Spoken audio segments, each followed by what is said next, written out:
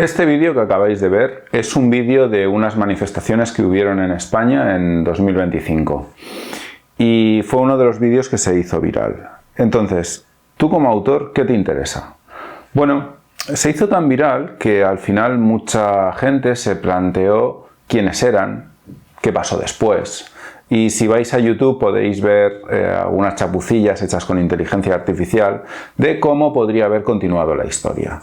Y ese es el reto para ti como autor. ¿Cómo continúa esta historia? Porque más allá del vídeo, más allá de esta historia en concreto, plantea una pregunta muy interesante. Y una pregunta que todos los autores en algún momento se tienen que hacer. Pensemos en el libro más erudito, y con más éxito al mismo tiempo que puedas pensar. El nombre de la rosa de Umberto Eco. Pues ese libro, antes de ser el bestseller que todos hemos leído, y si no lo has leído, acábate este vídeo y te lo lees, fue simplemente una idea peregrina del propio Eco. Y ahora volviendo al vídeo, si yo te dijera que solo con este vídeo, si eres capaz de escribir un libro, probablemente te pasarían dos cosas, que me dirías que sí, y que en cuanto empezaras a escribir, te enfrentarías a la página en blanco, al síndrome de la página en blanco, quiero decir. ¿Por qué pasa esto? Porque tienes una idea poderosa, tienes una idea más o menos clara, pero no tienes el concepto de un libro. Eso es lo mismo que le pasó a Umberto Eco. Tenía una idea para empezar con el nombre de la rosa, pero no tenía concepto de libro. Esa idea no era un libro, ni tan solo quizás un relato. Pero eso nos lleva a una pregunta fundamental. ¿Cómo se pasa de una idea que puede ser viral, como es la del vídeo que hemos visto, o que puede ser muy inquietante, muy poderosa, como es la que tuvo Umberto Eco y que desembocó en el nombre de la rosa? ¿Cómo se pasa de ese flash a tener el concepto de un libro que cautiva a millones de lectores? Pues es lo que vamos a ver en este vídeo, así que quédate hasta el final y no pierdas el vídeo con el que hemos empezado, que al final te contaré una cosa.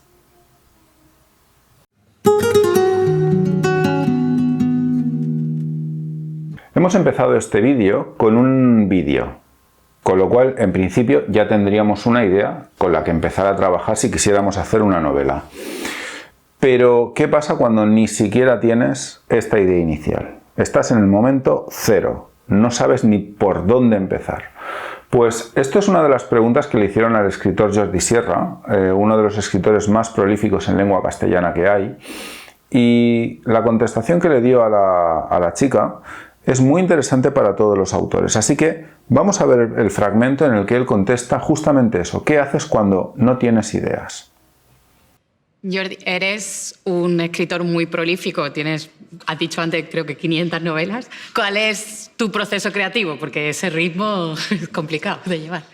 Mira, como escritor soy una especie de antena parabólica con patas. Dame un periódico de hoy, lo miro, te saco 3 novelas. Me hago preguntas. Detrás de cada noticia hay un ¿por qué no? ¿Y si? ¿Qué pasaría si? Siempre hay preguntas. Mi motivación siempre es descubrir lo que nadie ve. Esa energía que flota y que yo cojo, sin que nadie lo note. Por tanto, pues es lo mismo hacer ciencia ficción, novela policíaca, novela histórica, novela realista, un poema, una canción, lo que sea. Cuando hago ciencia ficción, soy Dios. Invento un mundo que no existe. Una novela policíaca ha de ser un guión exhaustivo que a todo ha de encajar a la perfección. Hago novela histórica. Soy un burro. No tengo estudios. He de leer, he de aprender, he de ir a un país a visitarlo para absorber ese país, para poder escribir. Hoy en día os dicen, tienes Google Maps, vas a Google Maps, bajas en el de esto y vas por la calle y los olores y los sonidos. No está en Google Maps. Yo he de sentir las cosas, las he de captar yo, si no, no me sirven. Primero, ¿qué hago? Lo he traído para que lo veáis. El guión. Ese es el guión de varios de mis libros recién hechos. Este está recién hecho hace muy pocos días, calentito. Esto es el guión de un libro. Miradlo bien. Ese es policíaco. Saldrá en marzo, de la serie Mascarell. Es el número 11 de la serie Mascarell. Fijaos lo largo que es el guión. Fijaos lo largo que es cada página. Porque cada capítulo 18, 2 páginas de resumen del capítulo 18. 19, 2 más. El 20, 2 más. El guión de un libro.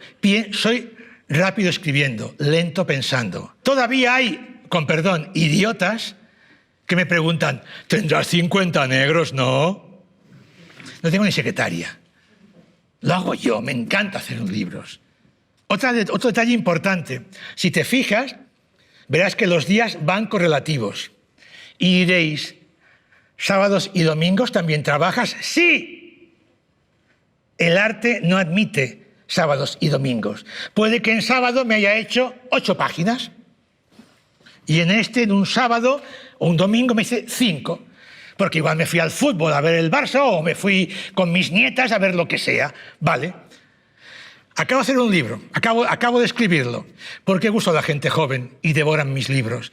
Porque no les vendo motos, no me enrollo, no pongo paja. Cuento una historia con las palabras justas y precisas, directas. Y ya está. No quiero cambiar el mundo. Cambio a la gente, lo sé. Un libro siempre cambia a la gente. Pero yo soy un novelista, hago novelas. Soy un cuentista. Nada más. Entonces, cuando acabo un libro y me lo leo, va a la editorial, ¿qué le gusta? Públicalo. ¿Qué no le gusta? No lo publiques, lo mando a otra. Pues vemos el concepto que nos ha dado.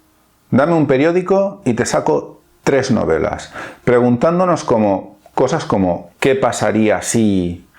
¿Qué pasó después? ¿Quiere decir que solo podemos sacar ideas de un periódico, de un telenoticias, como podría ser el vídeo con el que hemos empezado? No, lo podemos sacar de muchas cosas. Por ejemplo, lo podríamos sacar de una fotografía. Por ejemplo, en mi caso particular, cuando tuve que participar en la antología Historias Entrelazadas de la editorial La Unión, uno de los relatos partía de una fotografía que vi en el Museo Marítimo, el puerto de Barcelona lleno de veleros. Y eso luego me llevó a la historia que terminó en el relato Vientos de Cambio. Así que una opción, además de leer periódicos, puede ser visitar exposiciones de fotografía, galerías de arte, museos, etc. Hay otra fuente de ideas muy significativa. Seguro que como autor has escuchado aquello de antes de sentarte a escribir, levántate para vivir. ¿Esto qué quiere decir? Bajado a tierra. Si tú estás en tu estudio, da igual, el más lujoso que se te ocurra, tienes una biblioteca como la de Pérez Reverte o como la de García Márquez, estás ahí en tu búnker literario, probablemente no te pase nada. Y ese es el problema, que no sabes sobre qué escribir. Sal al mundo, exponte a gente nueva, a lugares nuevos, a sensaciones nuevas. Y eso te puede dar la idea original para plantearte el qué pasaría así. Y finalmente, las lecturas. Esto que siempre se ha dicho, que todo buen escritor es ante todo un gran lector. Mi novela, Desierto, parte de un relato que leí en internet. No lo volví a encontrar, pero me impactó mucho, de un tipo al que su mujer lo ha dejado por ser un adicto al trabajo y haber abandonado el plan que tenían originalmente. Y yo me planteé una pregunta muy sencilla: ¿qué pasará después? Pero esto lo veremos luego. Con esto ya tendríamos para encontrar nuestra idea, esa idea peregrina de la que hablaba Eco, o ese flash que nos dice qué pasaría después, o ese vídeo viral que la gente quiere saber cómo acaba. Da igual. Ya tenemos algo desde lo que empezar a trabajar. Pero ahora tenemos que hacer 3 pasos para que eso empiece a tomar cuerpo de ser un concepto. Y vamos a ir con el primero, muy sencillo. ¿Esa idea aguanta 80.000 palabras?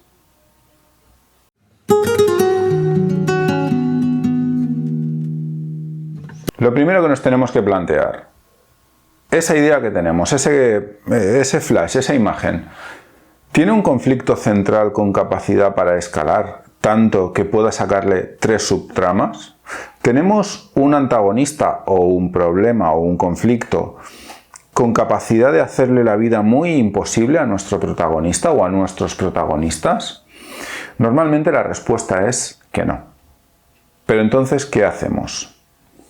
Probablemente lo que nosotros tenemos en mente nos dé para una escena cogida con pinzas.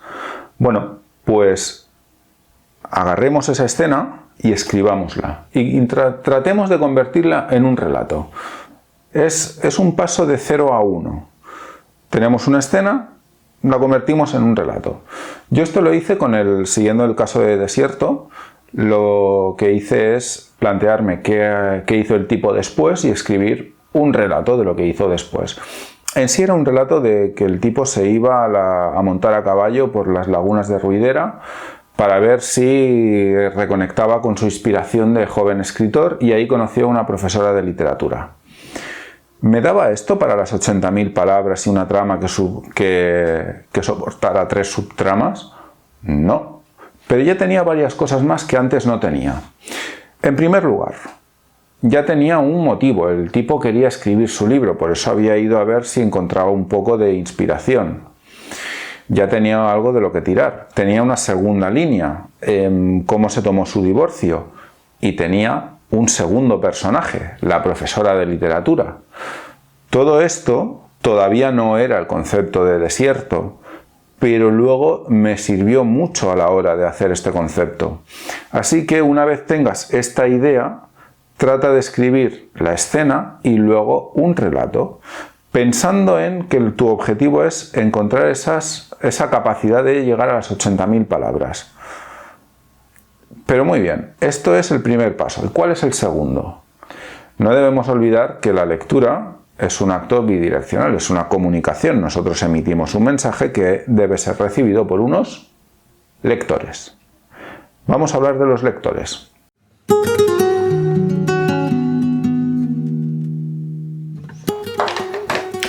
Y ahora vamos a hablar del lector que Eco llama el lector objetivo.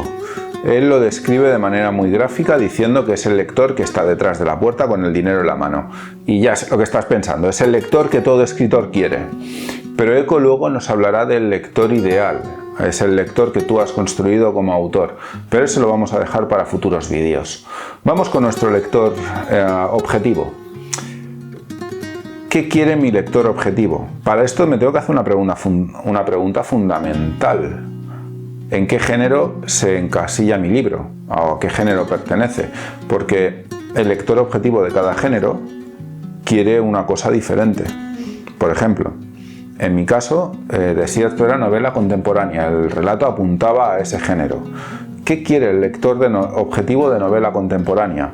Pues bueno, estamos ante un lector que básicamente lo que quiere es historias que lo inspiren, quizás ver conflictos que él tiene en su vida, pues verlos en cabeza ajena y encontrar de alguna manera la inspiración pues para superar problemas o para encontrar la fuerza para sacar su vida adelante.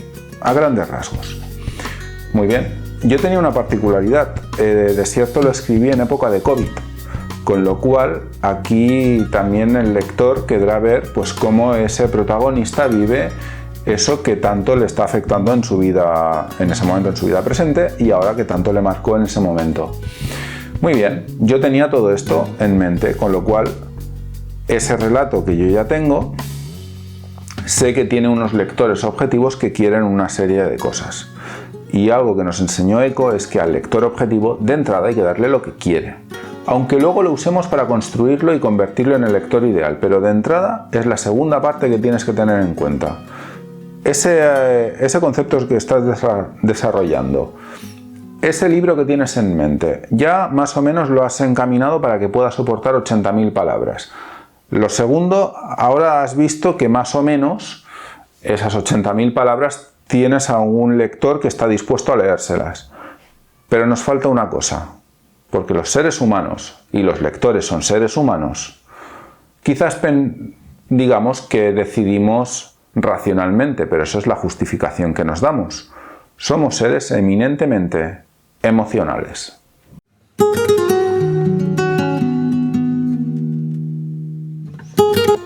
Para empezar esta última de las 3 preguntas, para plantearnos qué emoción transmite tu libro, quiero empezar con una anécdota personal.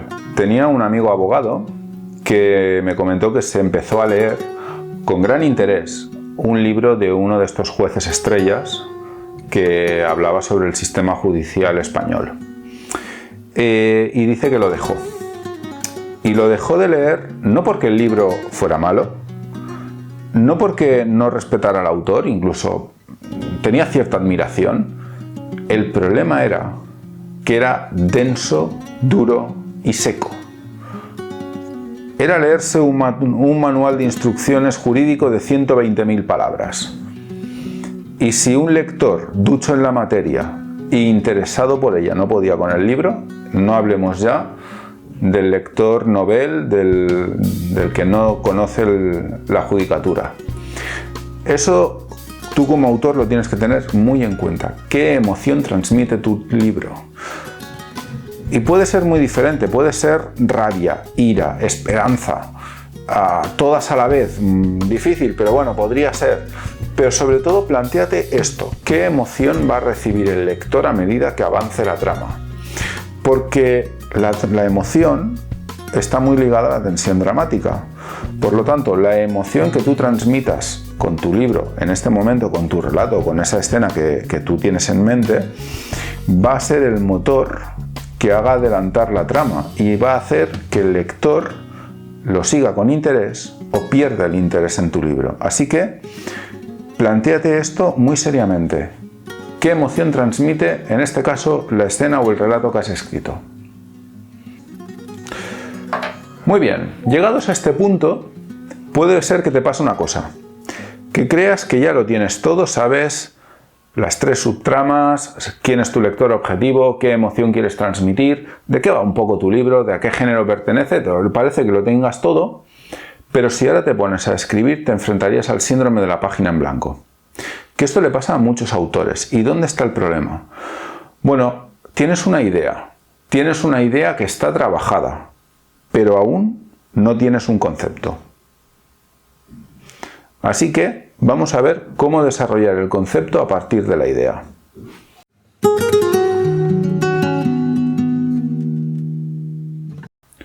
Ahora ya tenemos una idea más o menos trabajada y ahora llega el momento de dar el paso final y convertir esa idea en un concepto de una novela. Para ejemplificar esta parte te voy a explicar 2 casos, el del Nombre de la Rosa de Umberto Eco y el de Desierto en mi propio caso. Vamos con Umberto Eco. Eco partía de una imagen muy sugerente. Un monje moría por ser envenenado. Muy bien. Lo primero que tuvo que plantearse Umberto Eco es dónde tenía lugar ese asesinato. Había varias opciones, una abadía, un monasterio. Al final se decidió por una abadía.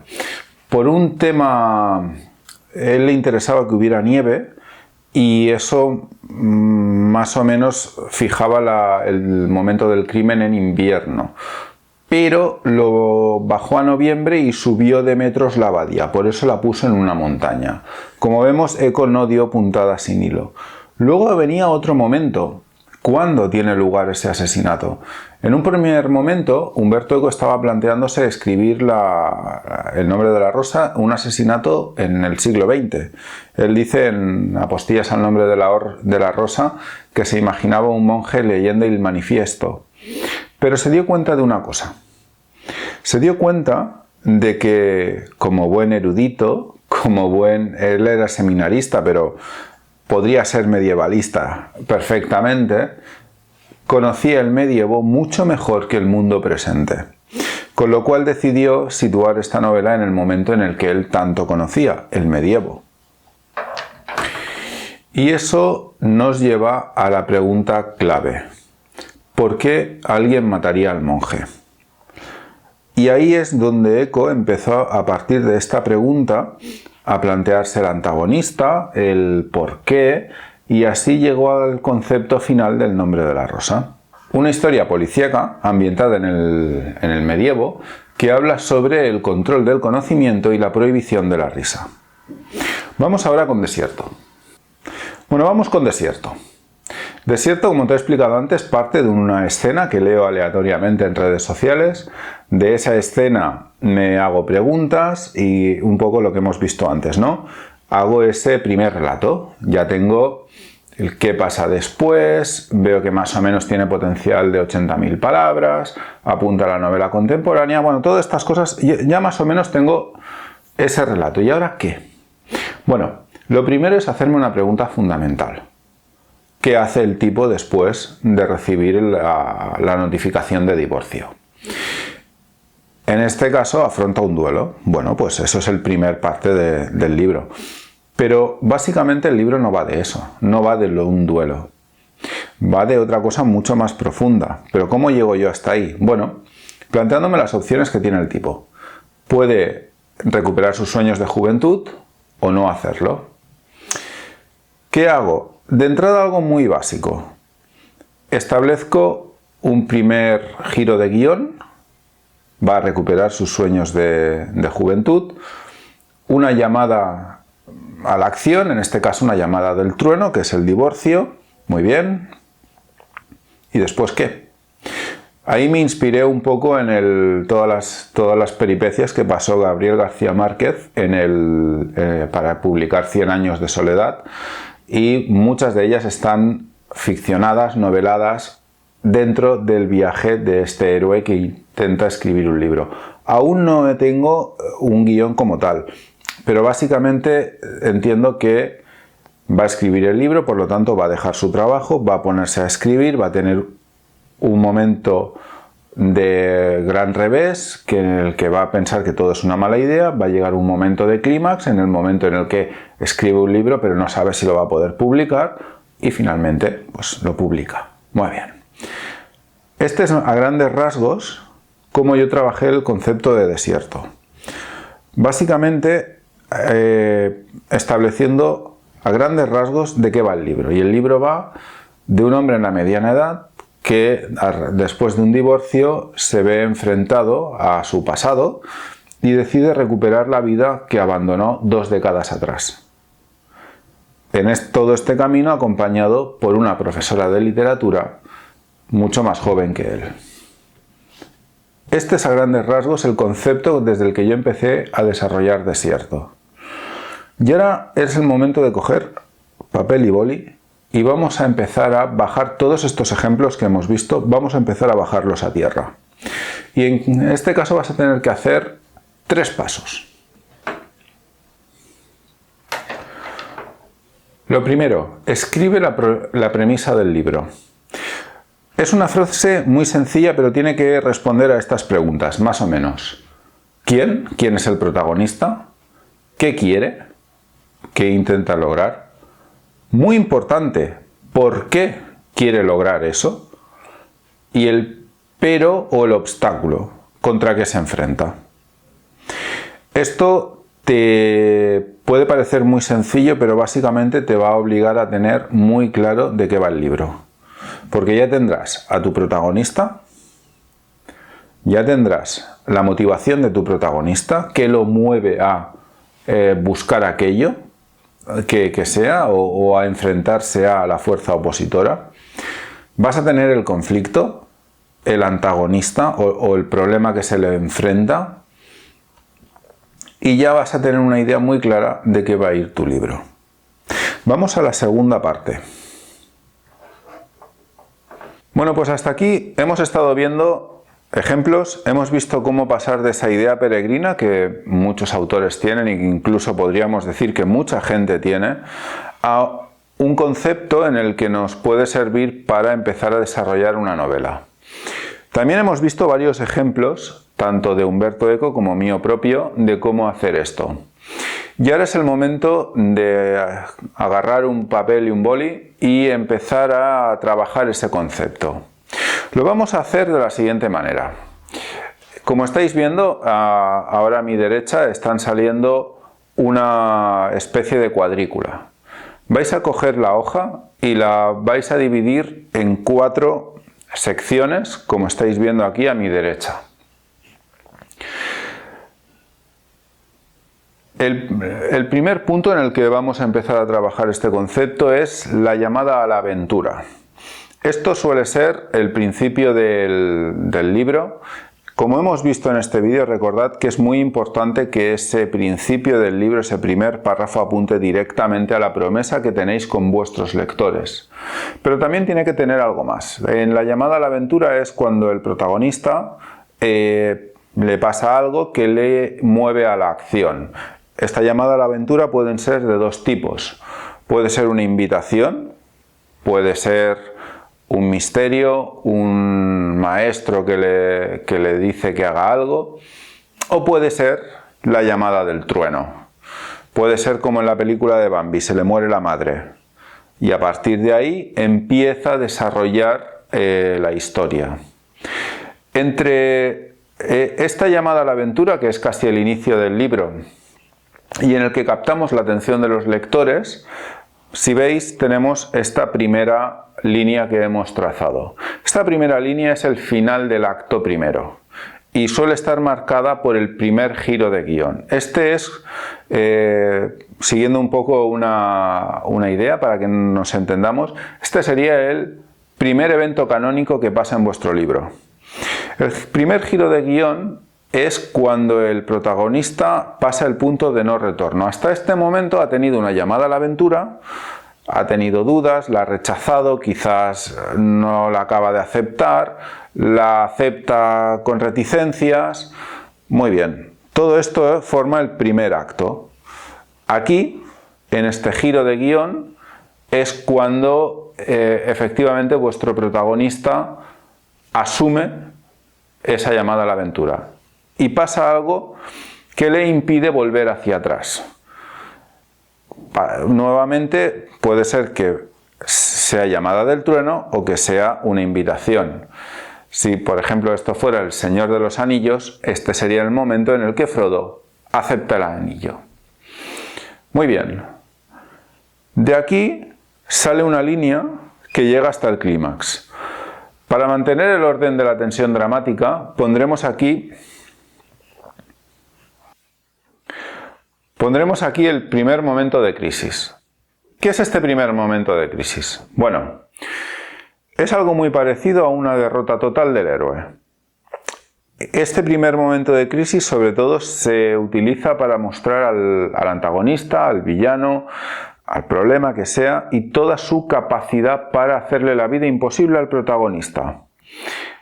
Es un momento de máxima tensión dramática en la que el protagonista prácticamente está perdido, pero también es una invitación al protagonista a reagruparse, a reinventarse, a mejorar, etc. Entonces, la tensión dramática sigue en aumento, viene de ese primer momento de crisis, de esa derrota, continúa hasta el clímax. Y el clímax es el momento de máxima tensión dramática, sería la batalla final, si es una novela bélica, sería el momento en el que casi da el caso por perdido, pero entonces descubre la pista última, si es una novela negra o policíaca, o si es una novela romántica, que nos gustará más, nos gustará menos, pero a día de hoy tiene dominado todos los demás géneros. Será la famosa carrera en el aeropuerto para evitar que la chica coja el avión. En cualquier caso, este momento de clímax es cuando confluyen todas las tramas que hayáis abierto en una novela. Si es más sencilla, solo tendréis una trama, si es más compleja, tendréis diversas tramas. Todos los hilos que hayáis desarrollado en la novela confluyen en este momento de clímax. ¿Y qué tenemos tras el momento de clímax? Pues bueno, ya tenemos el cierre de la novela. Todas esas líneas que hemos abierto, todos esos cabos sueltos, todas las tramas secundarias, para hacerlo bien, deben ir confluyendo entre el clímax y el final de la novela, en el final de la novela. Tiene que ser un final argumental, por lo tanto, los hilos y las tramas que hayáis abierto debéis cerrarlas, y debe ser también un final emocional. Recordaros que una de las preguntas que hemos desarrollado en este vídeo de cómo hacer pasar de la idea al concepto es justamente qué emoción transmite vuestro libro.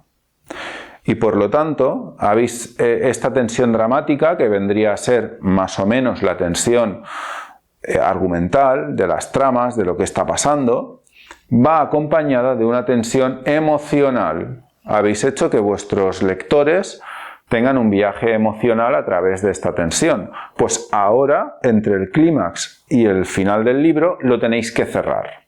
Tiene que terminar. Obviamente aquí podríamos decir, bueno, pero ¿y si es una trilogía? ¿Y si es una saga? Y entonces el final es un cliffhanger para el siguiente libro. Bueno, vale, muy bien. También tener en cuenta que el lector, los cliffhanger y los finales abiertos, os lo aguanta hasta cierto punto.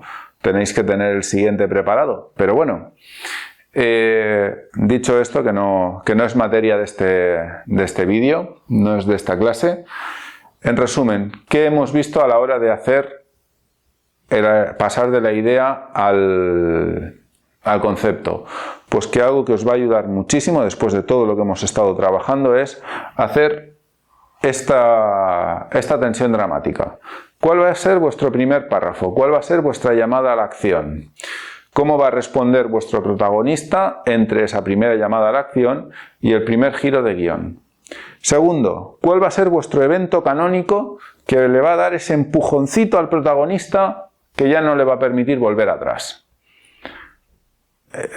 Puede ser Bambi, que se le muere la madre, Frodo, que acepta el anillo, Guillermo de Baskerville, que acepta investigar qué está pasando en la abadía.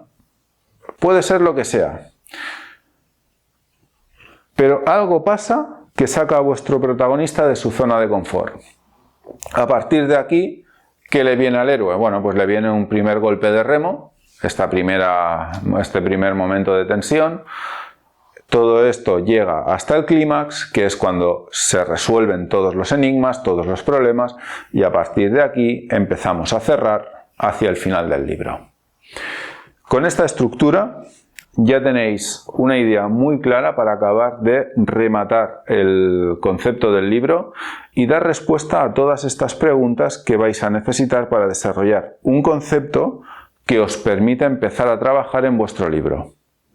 Ahora has hecho este ejercicio en el que has unido los puntos, el inicio, el primer giro de guión, el cierre, el punto medio, el clímax y el cierre emocional, el final de tu historia.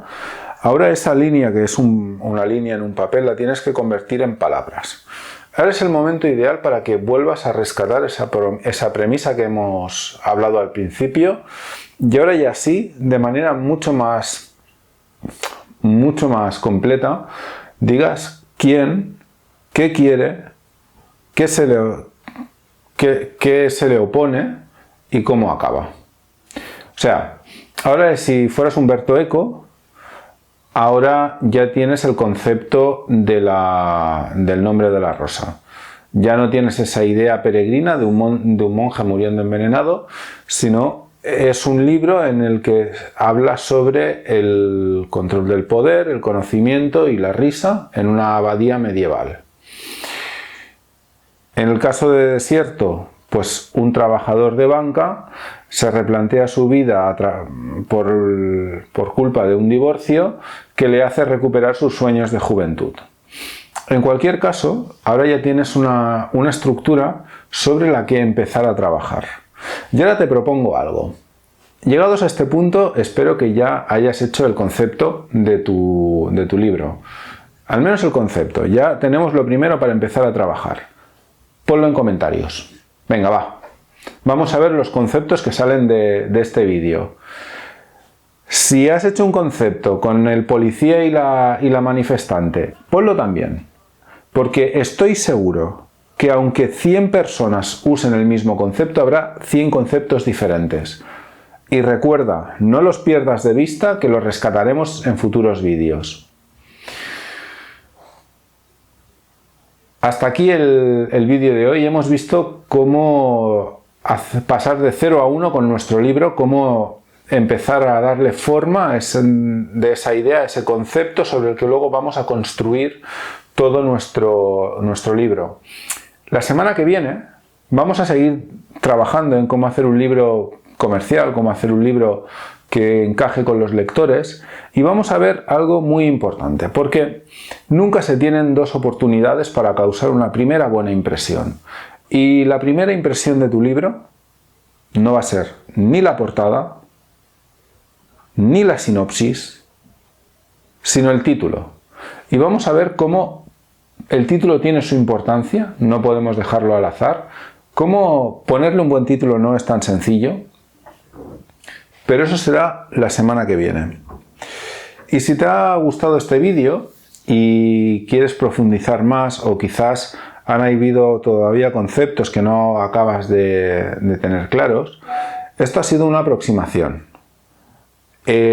Todos los vídeos de esta serie van a ir acompañados de un curso llamado Escribir para ser leído, que trata todos los aspectos que vamos a ver en estos vídeos, pero que obviamente en media hora de vídeo en YouTube no se pueden tratar con la profundidad que muchas veces necesitan. Así que para eso está el curso. Tiene dos ventajas si lo adquieres ahora. La primera es que el que golpea primero golpea dos veces. Aquí he dudado. Sí, el que golpea primero golpea dos veces. ¿Por qué digo esto? Porque si tú lo adquieres ahora, vas a tener los módulos semana a semana. De hecho, ahora está en fase de producción y cada semana se irá añadiendo un módulo nuevo. Con lo cual, tú irás con el curso haciendo los módulos, y eso hará que el libro lo tengas este año. Si te interesa presentarte al premio literario Amazon, pues esto te interesa. Eso es una ventaja. La otra ventaja es económica. Obviamente el precio del curso no es el mismo ahora, que tiene su primer módulo, que cuando tenga los 11 módulos que lo forman. Con lo cual, ahora vale 50 euros, cuando esté completo serán 150, y cada módulo que se le vaya añadiendo irá incrementando el precio en 10 euros. Con lo cual es una oportunidad de conseguirlo por menos precio. Una ventaja de ser de los primeros. Y en cualquier caso, nos vemos la semana que viene, que vamos a hablar de cómo escribir títulos, y sobre todo vamos a ver que el título tiene 3 dimensiones. Para no perdértelo, te pido que te suscribas, que le des a la campanita para que YouTube te avise cuando saque el próximo vídeo. Y sin nada más, me despido, un saludo y hasta la próxima.